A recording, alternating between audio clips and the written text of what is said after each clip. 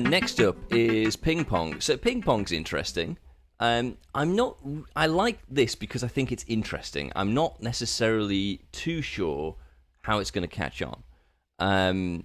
So essentially, it's voice and video messaging that has integration with Slack, and it has screen recording, and essentially it's designed for like a distributed product team. So we're all working completely remotely these days. If you are trying to report a bug report and you're wanting to send something to a developer, or you're trying to send something to a product owner and you're trying to share stuff, it's a great way for you to be able to record stuff really quickly and then post it out. And I think for a world where we're starting to get really used to lots of video-based communication, that could be really cool. It could really take off. But at the same time, I'm not 100% convinced, because I think people are still a little bit reluctant to get on video call all the time. You know, I think some people do have Zoom fatigue. I don't know. It kind of could take off. It could be really cool. I don't know.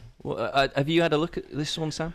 I haven't seen it, but I mean, for me, it answers a big problem around sort of documentation and onboarding people. More often than not, I kind of spam my own forehead when, you know, I ask for something to be done. If I'm getting a freelancer to do this, that, or the other, often I think I should have sent them a video kind of instruction on how to do it. And for that, I use Loom, which is quite cool. It records you. You don't have to have your kind of face on the screen, but it records your screen, it records you, it puts you in a little kind of circle down the bottom of the screen.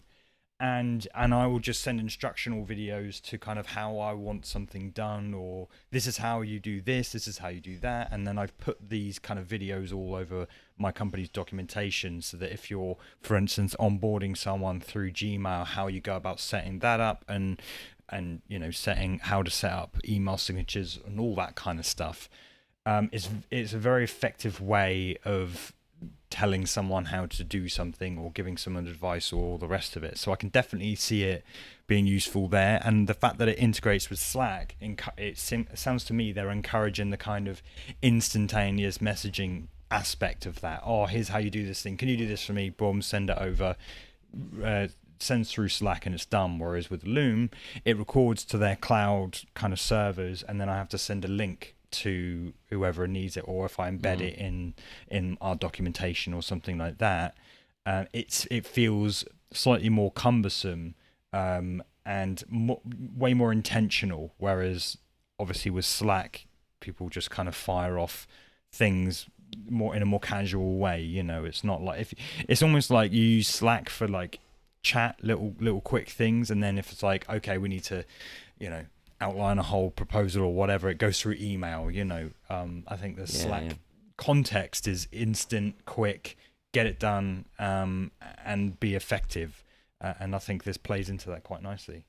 I think it's quite good as well, because it makes it asynchronous.